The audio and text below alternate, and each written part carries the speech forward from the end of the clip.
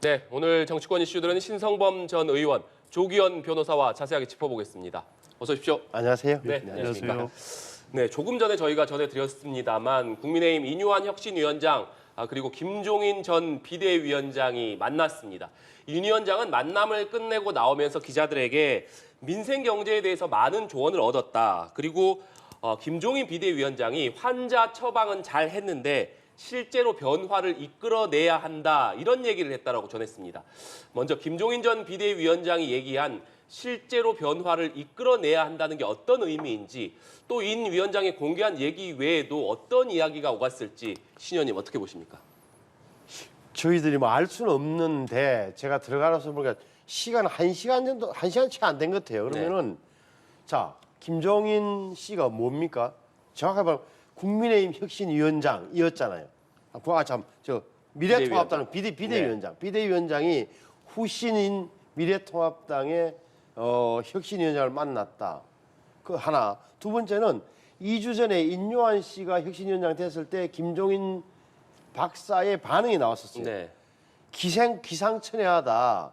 한국 정치가 이렇게 타락해도 되는 생각이 든다. 무슨 말이냐?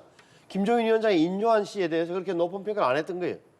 적어도 저 연세 드신 분에게 정치적 총기가 있는 김종인 박사마저 인요한이라는 분에 대해서 잘 몰랐던 거예요. 그러니까 외국인의 파란 눈 출신을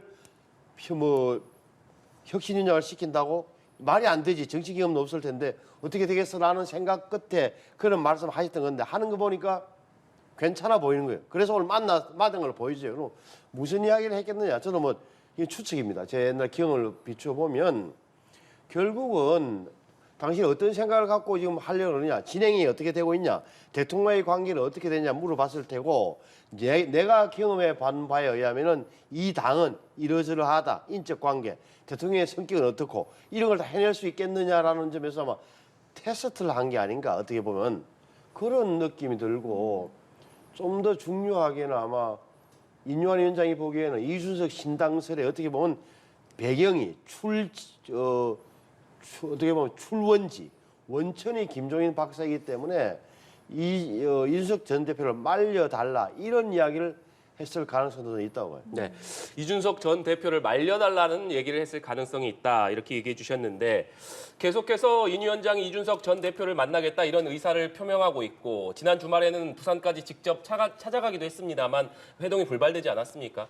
오늘 말씀하신 대로 이준석 전 대표의 정치적인 멘토라고 불리는 김종인 전 비대위원장을 인 위원장이 만났기 때문에 인 위원장과 이준석 전 대표의 회동이 성사될 가능성도 높아졌다 이렇게 볼 수 있을까요? 오늘 그 만남 후에 인요한 위원장이 전한 오늘 두 분 간의 대화 내용만 보면 네. 뭐 의미 있는 대화가 있었던 것으로 보이지 않습니다. 이미 11월 1일에 김종인 위원장하고 이준석 대표하고 만났었죠. 그 자리는 아마 이준석 대표가 신당이 됐든 어떤 식이 됐든 새로운 방식의 정치를 하겠다는 것을 말씀드리고 아마 거기서 자문을 구했다는 얘기를 했습니다. 그러면 지금 인요한 위원장이 하고 있는 혁신위원회 혁신활동으로는 본인이 제기했던 문제, 그러니까 대통령실의 변화, 대통령의 국정운영 쇄신이 없다면 어떤 결단을 하겠다는 입장을 이미 표한 바 있지 않습니까? 이미 마음의 결심을 한 것으로 보이고 그 얘기를 11월 1일에 했다고 보여지며 오늘 자리에서는 이러한 얘기를 나눴을 가능성은 있는데 김종인 위원장이 뭐 그렇다고 이러이러한 사항을 있으니 뭐 제3자적 지위에서 조언하는 자리는 아니었을 것으로 봅니다. 뭐 민생 경제 문제에 대한 조언을 하고 실질적으로 변화해야 된다 이런 말씀했다는 거는 혁신위원회가 제대로 기능을 못하는 걸 어느 정도 전제한 얘기로 보여져요. 그러면 오늘 두 분이 만났을 때 인요한 위원장의 내심의 기대는 김종인 위원장이 뭐 중재가 돼서 이준석 전 대표의 자리가 마련되고 소위 말하는 통합의 어떤 뭐 원만한 수순으로 가는 걸 뭐 말씀을 드리고 요청을 했을 가능성은 있지만 그게 김종인 위원장에게 받아들여졌을 가능성이 없고 두 분 간에는 또 어느 정도 뭐 그런 식의 전향적 대화가 이루어졌다고 하더라도 그 내용을 이준석 전 대표의 어제 오늘 행보를 보면 이준석 대표가 그걸 받아들일 가능성이 없기 때문에 오늘 두 분의 만남에도 불구하고 이준석 대표와 인요한 위원장 간에 어떤 전향적인 대화가 이루어질 가능성은 높지 않아 보입니다. 예. 자, 이뇨한 위원장 내일은 대구에서 홍준표 대구시장을 만납니다. 자, 앞선 인 위원장의 혁신위 1호 안건 대사면과 관련해서 홍준표 시장이 굉장히 좀 거세게 비판을 했기 때문에 과연 두 사람의 만남에서 어떤 이야기가 오갈지도 관심인데, 자, 어떻게 예상하십니까? 그러니까 사면 문제에 대해서는 뭐 인요한 위원장 이건 표현이 잘못됐다. 이건 뭐 징계 취소가 맞다고 했으니까 그 더 이상 둘 사이가 뭐 이렇게 그걸로 논쟁할 것 같지는 않고 재밌는 대목을 보십시오. 홍준표 시장이 어떤 분입니까? 정치하면서 당 대표 해봤죠. 당 공천 심사위원 해봤죠. 당 대표하면서 다 공천을 주도해봤잖아요. 또 하나 본인이 공천에서 떨어져 본 사람이 그 불과 2023년 전에 그래서 떨어져 본 사람이니까 아마 공천 과정에 대해서는 누구보다 많은 생각을 했던 사람이에요. 또 오늘인가 어젠가 자기 글을 하나 올렸는데 어떤 거냐면 이 선수가 많다고 물갈이 대상이 돼서는 안 된다. 나는 억울한 거 아니냐. 그럼 객관적 기준이 있어야 되는데 제시한 게 5%, 10%, 15% 룰이에요. 무슨 말이냐. 예를 들어서 서울 강남이나 영남 같은 데는 당 지지율, 국민의힘 지지율보다 현역 의원이나 당협위원장이 5% 이상 차이가 나면 더 낮으면 이 사람은 컷오프. 그리고 뭐 충청도 강원은 10% 떨어지면 낮으면 컷오프하자. 그런데 수도권 흡면은 15% 정도를 주자. 다시 말하면 당 지지율을 기준으로 당 지지율과 현역 의원, 당협위원장들의 지지도를 봐서 나름 5, 10, 15 기준을 세서 이렇게 컷오프하고 물갈이하면은 저항 없이 할 수 있지 않겠나. 제가 나름 기한을 했어요. 그러면 제가 원래 내일 만약에 그 인유한 위원장을 만난다면 자기 경험담 이야기하면서 당내 저항을 최소화하면서 이렇게 당을 쇄신할 수 있는 방안에 대한 아마 노하우를 자기 그렇게 이야기를 아마 굉장히 재미있게 할 것 아닌가 싶어서 내일 제가 볼 회동 결과가 좀 주목이 돼요. 예, 공천과 관련해서 특히 공천 룰과 관련해서 이야기가 이뤄질 것이다라고 얘기를 하셨거든요. 어떻게 전망하시는지요? 글쎄요, 홍준표 시장이 뭐 공천 룰에 대해서 직접적인 언급을 하거나 할 것 같지는 않은데요. 그러니까 최근에 혁신위에 관련해서 뭐 사면 얘기를 했을 때 굉장히 비판적인 입장을 내놨었고 최고위원회에서 그걸 수용하는 징계 취소 결정을 했을 때도 굉장히 수치스러움으로 기억하겠다는 말을 했습니다. 여전히 지금 혁신위의 어떤 뭐 혁신안 내지 활동에 대해서 여전히 불신하고 있죠. 근데 그 뒤에 뭐 그 중진이라든가 신윤의 후퇴, 일선 후퇴라든가 수도권 출마 이 부분에 대해서는 또 긍정적인 평가를 했습니다. 아마 혁신위에 관련해서 혁신위가 어떤 역할을 해야 되는지에 대해서 이뇨한 위원장은 좀 들으려고 할 것이고 홍준표 시장이야 뭐 그 특유의 어떤 정치 감각과 또 지금까지 갖고 있던 뭐 여러 가지 생각을 가감없이 밝힐 것으로 보여지고요. 그런 정도의 대화가 오고 갈 것 같은데 문제는 이뇨한 위원장이 뭐 오늘 김종인 전 비대위원장을 만나고 홍준표 대표 전 시장을 만나고 또 유승민 의원을 만나고 이렇게 소위 말하는 반윤, 비윤계의 대표적 인사들을 계속 만나고 다니는데 그 만남이 어떤 혁신의 성과 내지 어떤 중요한 메시지로 이어지지 않고 있습니다. 그냥 일종의 그냥 면담, 순회 면담을 하고 있는 것 같고요. 어떻게 보면 이뇨한 위원장 개인의 정치 수업 같은 느낌이 들 정도예요. 이게 도대체 혁신하고 어떤 관련성이 있고 이 만남의 결과를 어떤 성과로 만들 것인지에 대한 설명이 되지 않고 만남 이후에 그 결과에 대한 설명에서 그런 게 나오지 않고 있으니까요. 그러니까 홍준표 시장과의 대화에서 적어도 이제 이뇨한 위원장이 이게 혁신의 어떤 중요한 출발로서 의미 있는 만남이라고 하려면 홍준표 시장이 얘기한 쓴소리 이런 거 나와서 좀 가감없이 전하고 이런 모습을 보여야 이런 만남이 의미를 가질 수 있을 것 같습니다. 네, 이뇨한 혁신위에서는 당 지도부 또 중진 의원들, 친윤 의원들에게 아예 불출마하거나 수도권 험지에 출마하라 이런 요구를 했는데 정작 해당 의원들은 아직까지 별다른 반응을 보이지 않고 있는 상황입니다. 이 침묵 어떤 의미라고 봐야 하는지 궁금하고 또 오늘 전해진 소식으로는 김기현 대표가 측근에게 국회의원으로서 가질 수 있는 큰 영광은 다 이뤘다. 이렇게 얘기하는 것으로 전해지고 있습니다. 그렇기 때문에 이 발언이 과연 어떤 의미이냐 이것도 해석이 분분한데 의원님 어떻게 보십니까? 우선 김기현 대표는 사선이에요. 사선이고 국회의원 지냈고 울산시장 지냈고 대표를 했으니까 제가 보기에는 말씀하신 대로 나 개인적으로 큰 영광 다 이뤘다 하면 제가 보기에는 나 불출마할 수도 있다는 걸 생각을 가지고 있는 거예요. 이 말은 뭐냐면 오히려 자기 지지자들한테 하는 이야기란 말이에요. 국회의원들이 불출마할 때 가장 어려운 게 지지자들의 성화 내지는 그런 걸 달래는 게 이게 중요한 거예요. 그래서 네. 저는 김기현 대표는 마음속에서는 안 되면 나 불출마할 수 있다는 생각을 마지노선을 깔고 있다. 그 다음에는 수도권으로 올라가면 어디를 가야 될 것이 나름 생각하고 있는 걸 보여지고 다른 중진 의원들 예컨대 인요한 위원장이 전화했다는 분들은 상식으로 보면 이른바 윤핵관들한테 했을 거예요. 이런저런 이유로 당신들이 먼저 대통령을 그런 거 사랑하고 하니 차라리 불출마를 해주는 게 맞다. 당신들이 불출마 선언하면은 다른 중진도 연달아 이어서 할 것 아니냐. 네. 그러면 우리 당이 쇄신된 이런 논리로 설득을 할 텐데 지금 의원들 입장에서는 당장 따뜻한 곳 놔두고 험지로 올라가기가 상경하기가 수도권 올라오기가 쉽지 않은 선택이란 말이에요. 그러니까 지금은 가만히 있는 거예요. 지금은 전체적인 분위기를 살피면서 좀 숨죽이고 있다. 이렇게 보는 게 맞는 것 같아요. 그래서 이것은 무슨 공천 룰을 정하는 단계는 아니기 때문에 지금은 혁신위가 권고한다.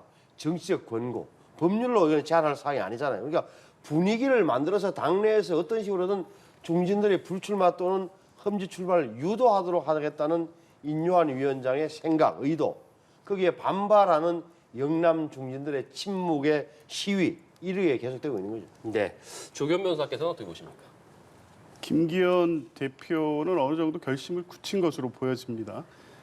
불출마가 됐든 아니면 수도권 출마가 됐든 혁신위에서 요구하는 방향에 따라서 어떤 입장 정리를 할 것으로 보이고 장제원 의원 같은 경우에도 사실은 이미 혁신위 이전부터 나오던 얘기들이 있지 않습니까? 이번에 불출마하고 차기 부산시장 선거에 도전한다는 계획 이런 부분에 대해서 얘기도 있었고 여러 가지 안이 있죠. 내각 쓸 수 있고 소위 말하는 친윤 핵심이란 분들은 사실 불출마가 됐든 수도권 출마가 됐든 여당이기 때문에 선택할 수 있는 선택지가 여러 가지가 있습니다. 그러니까 사실 이게 혁신위가 요구하는 방향의 어떤 쇄신이 됐든 아니면 본인의 정치적 전망이 됐든 그것을 일치시킬 수 있는 여지는 여러 가지가 있기 때문에 여러 가지 결심이 가능할 것으로 보이고 인요한 위원장의 어떤 압박이나 강요에 의한 쇄신 이거라기보다는 자연스럽게 가는 측면이 있는 겁니다. 근데 실제 인위적으로 고강도의 혁신, 인적 쇄신이라고 하려면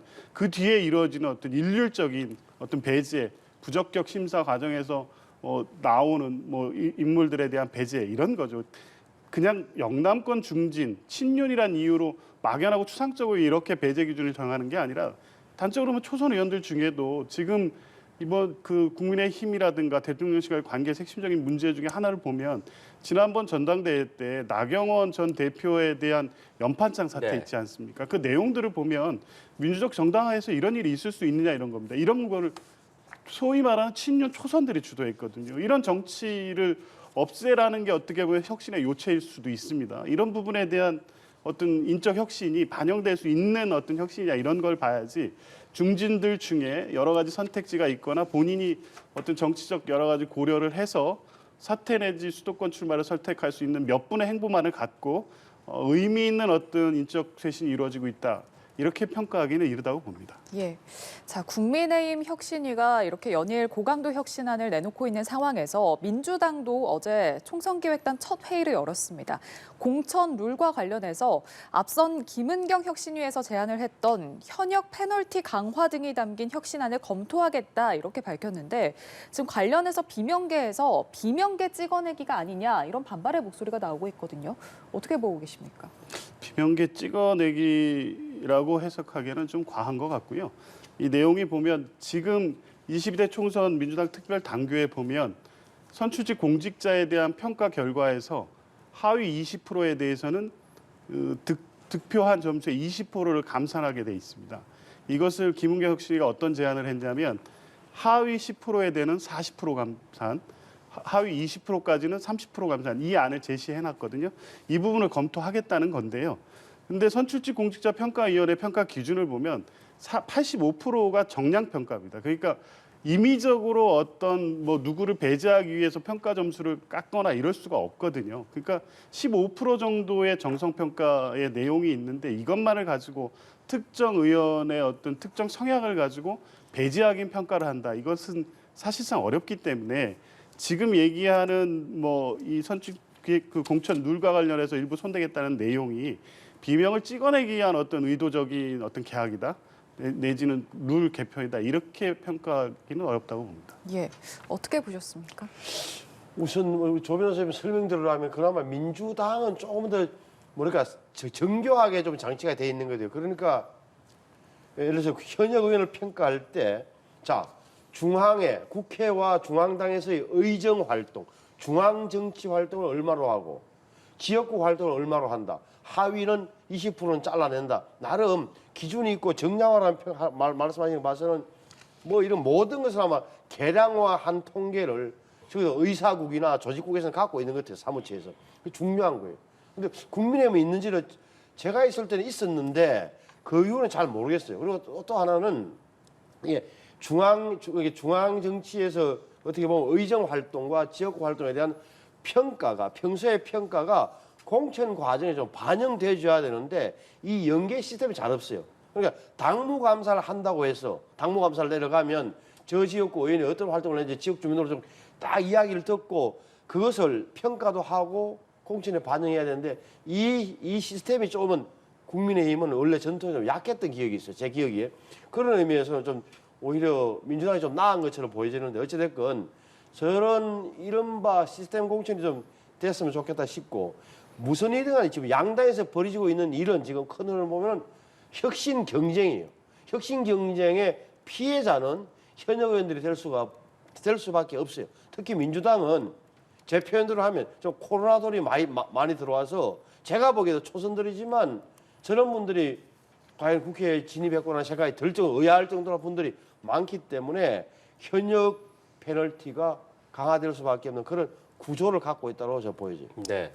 이런 가운데 친명계로 분류되는 김두관 의원, 민주당도 국민의힘보다 더 많은 다선 의원을 험지로 보내야 한다 이렇게 요구를 했습니다. 그러면서 이재명 대표를 비롯한 지도부가 앞장서라 이렇게 요구를 했는데 과연 이재명 대표를 비롯한 지도부가 어떤 선택을 할지 이와 더불어서 국회의장을 지낸 6선의 박병석 의원이 총선 불출마 선언을 하면서 이것이 민주당 내 다선 중진들의 용퇴론의 신호탄이 될 것 아니냐 이런 얘기도 나오고 있습니다. 조규현 변호사님 어떻게 보십니까? 일단 총선 국면이 이제 시작됐죠. 공천까지는 한 이제 2개월 정도가 소요가 될 텐데 다선 중진 의원들의 소위 말하는 험지 출마 내지 용태론의 방식은 통상 보면 두 가지로 갑니다. 실제 박병석 그 국회의장님처럼 이미 뭐 여러 가지 정치 경력을 갖고 있고 6선 의원이시고 또 새로운 후배들에게 길을 열어주기 위해서 자연스럽게 불출마 선언하는 분들이 틀림없이 나올 겁니다. 이것은 뭐 이 그 지도부에 대한 어떤 뭐 요구, 압박 요구 내지 험지 출마 요구와 관계없이 자연스럽게 이제 후배들에게 길을 열어주기 위해서 불출마 선언하는 분들이 계실 거고요. 상징적이고 실제 선거의 전략에 영향을 미칠 수 있는 중진들 같은 경우에는 다릅니다.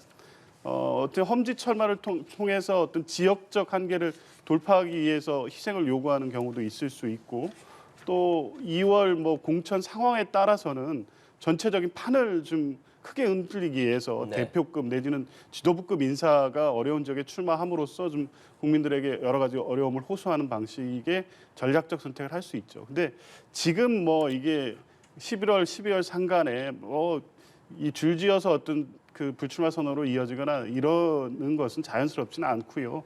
특히 뭐 험지 출마라든가 불출마 선언은 남이 하라고 해서 하면 또 본인은 하려고 했다가도 안 하게 되는 경우도 많거든요.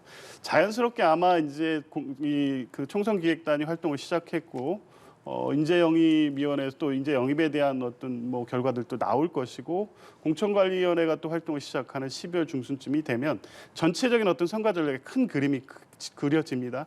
그 시점이 되면 중진 의원들 중에 과거에 출마하던 자기 지역에 가서 또 출마하겠다 이런 방식으로 정치를 다시 하는 것이 뭐 국민들 보기에도 당원들 보기에도 또 적절하지 않고 그렇다면 오히려 어려운 곳에 가서 희생을 통해서 한번 다시 정치에서 복귀하는 모습을 보여주는 이런 선택이 본인을 위해서 당을 위해서도 좋은 결과가 될 수 있기 때문에 이 여러 가지 상황을 종합해 보면 아마 12월 1월쯤 해서 당의 여러 가지 어떤 선거 전략적 그 상황 그리고 본인들 결단이 같이 어우러져서 이렇게 자연스럽게 이루어지지 않을까 봅니다. 네. 예. 김두관 의원 개인의 얘기긴 합니다만 이재명 대표 험지가라 이런 요구 앞으로 더 나올 가능성이 있을지 그리고 이재명 대표 어떤 선택을 하리라고 보십니까? 나오죠. 그리고 저 이재명 대표는 그런 과감한 선택을 할 가능성이 있다고 봐요. 그래서 개항 의뢰에 묶일 이유도 없고 예를 들어서 서울 종로로 가세요. 뭐 이런 이야기가 나온다면 당원들의 뜻과 의원들의 뜻을 받아들여 이렇게 충분히 할 수 있는 분이죠. 저는 그런 가능성은 마지막까지 좀 크게 남아 있다고 봐요. 네. 예. 자, 앞서 국민의힘 이준석 전 대표가 신당 창당 가능성을 시사를 하면서 민주당 비명계와 접촉을 하고 있다 이렇게 밝혔는데 자, 대표적인 비명계 이상민 의원이 이준석 신당 합류 가능성 여부에 대해서 가능성은 열려 있다. 한 달 안에 거치 결정을 하겠다 이렇게 밝혔습니다. 다만 다른 비명계 의원들은 이 전 대표와 정치적 연대에는 아직 관심을 가지고 있지 않다 이렇게 밝혔는데요. 자, 이 전 대표와 비명계가 한 배를 탈 가능성에 대해서 어떻게 보고 계십니까? 이상민 의원 같은 경우에는 좀 적극적으로 보입니다. 실제 만나서 여러 가지 의견을 나눈 것으로 보이고 시점을 언급하면서 어떤 결단을 시사했기 때문에 좀 다른데 다른 의원들 같은 경우에는 뭐 전화 연락을 했거나 만났다는 분도 있고 뭐 본인은 부인하는 분도 있고 한데 어쨌든 뭐 접촉은 있는 것 같습니다. 근데 실제 이제 연락이 오면 연락을 받고 얘기를 하면 이준석 전 대표가 신당을 하니 어떤 구상을 갖고 있는지 들어보는 정도까지지 실제 같이 합의할 수 있는 어떤 뭐 새로운 당의 어떤 노선, 방향, 정책 이런 데까지 공감대가 나갈 뭐 때는 아직은 아닌 거는 분명해 보이고요. 앞으로도 쉽지 않을 것 같습니다. 지금 민주당에 있는 소위 비명계라는 의원들 대부분 20년, 30년 민주당에 정치해 오신 분들이거든요. 또 그렇지 않은 분도 뭐 최근에 이선 의원 분도 계시긴 하지만 이런 분들이 이재명 대표와 여러 가지 좀 충돌이 있고 의견이 맞지 않는다고 해서 또 이재명 대표가 싫다고 해서 이준석 대표와의 정치를 선택할 것이냐 저는 그 가능성이 높지 않다고 보고요. 예.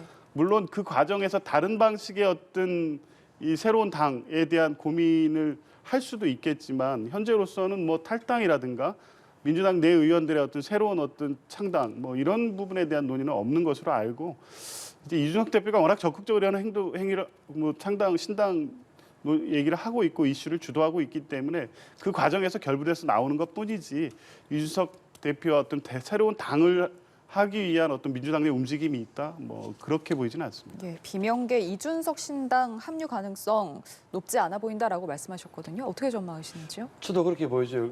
지금 이준석 전 대표가 비명계와 만나고 있다는 이야기를 하는 게 자, 비명계와 함께 당을 만들겠다는 게 아니라 정확하게 말하면 지금 국민의힘 지도부와 대통령실 윤석열 대통령을 향해서 일종의 시위를 하는 거예요. 혁신하고 쇄신하지 않고 날 안 잡으면 나 저쪽으로 손잡을 수 있어. 나 이렇게 크게 움직이고 있어라는 의미를 저는 느껴요. 오히려 그런 의미에서 이준석 전 대표가 어떤 결정을 할지 모르겠습니다만 저렇게 되면 신당을 만들게 되면 현실적으로 성공할 가능성이 있냐는 부분. 쉽게 말하면 당선될 얼마나 많은 사람들을 당선시킬 수 있는 부분에서 고민이 있는 거고 두 번째는 고스란히 특히 수도권에서 국민의힘 후보들을 많이 떨어뜨렸다는 그 원죄를 뒤집어 써야 돼요. 이런 고민까지 다 해줘야 되는 거예요. 또 하나는 결국 이제 보수의 분열을 가져온다는데 뭐 물론 민주당에도 타격이 있어요. 민주당을 지지했던 중도층의 일부가 이른바 인수위 신당으로 갈 수 있는 가능성이 있는데 그보다는 보수 분열 내지는 수도권에서의 국민의힘 후보의 타격 여기에 대한 원인 제공자 이런 비난을 받을 공산이 크기 때문에 이준석 전 대표에서는 쉽사리 신당을 말 그대로 현실화하기는 어렵다고 저는 봐요. 네.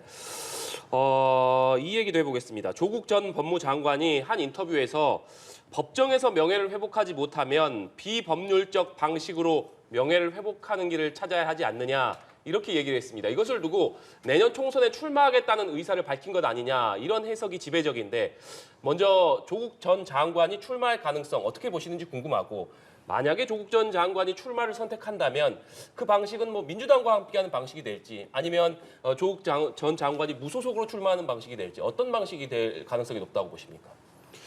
오늘 그 인터뷰 내용을 보면 약간 달라진 입장이 느껴집니다. 실제 가능성을 열어놓은 걸로 해석될 수 있는 발언을 했죠. 네. 그리고 그 내용도 보면 실제 정치나 출마를 배제하지 않고 있다는 인상을 주기에 충분했습니다.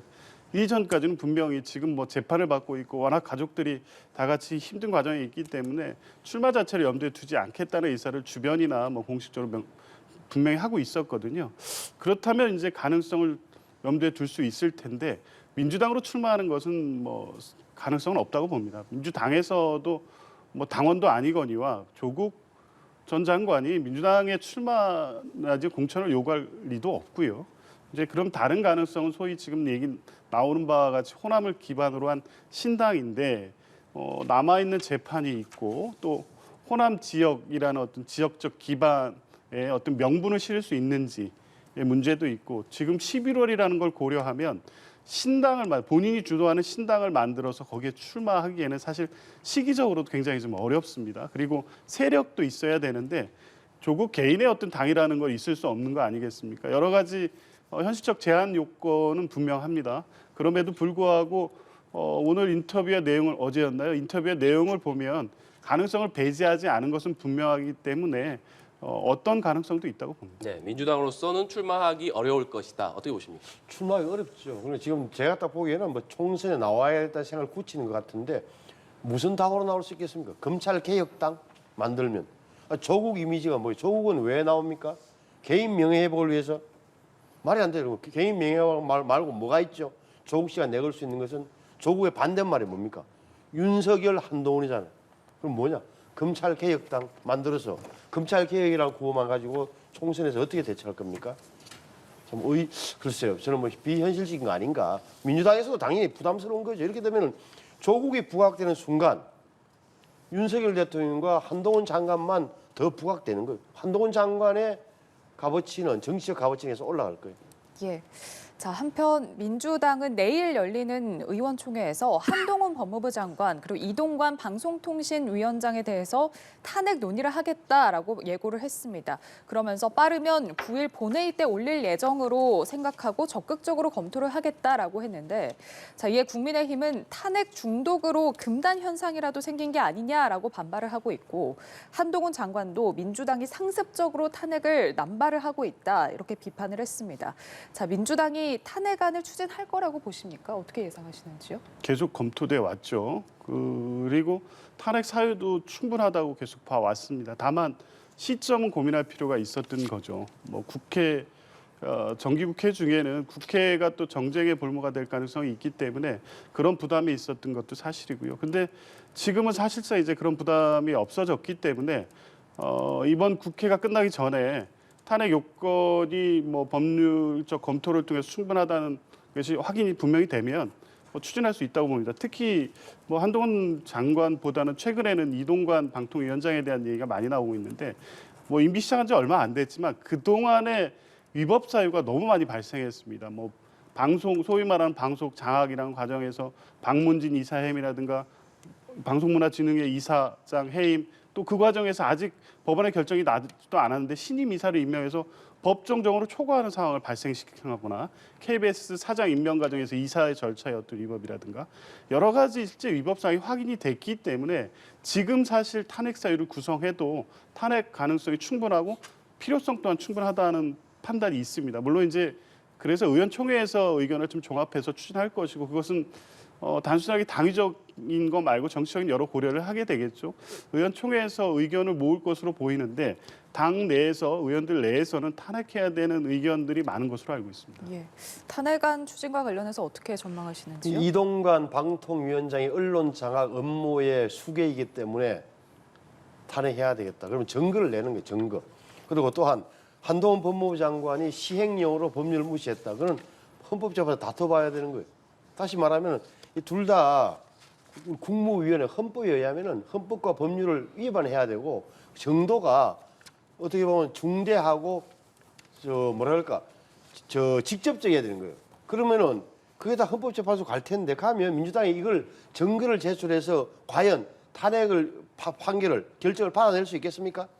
저번에 이상민 장관도 안 됐는데 이건 안 될 걸 왜 하느냐 말이에요. 그러니까 결국은 이동관은 언론 장악한다는 그걸 프레임을 씌우고 싶어하는 거고 한동훈 장관은 계속 검찰이 우리 이재명 대표 수사했으니까 갚아주겠다. 이 이외에는 아무것도 아닌 게 되는 거예요. 그래서 정확하게 말하려면은 자, 뭐 민주당이 하려면 하겠죠.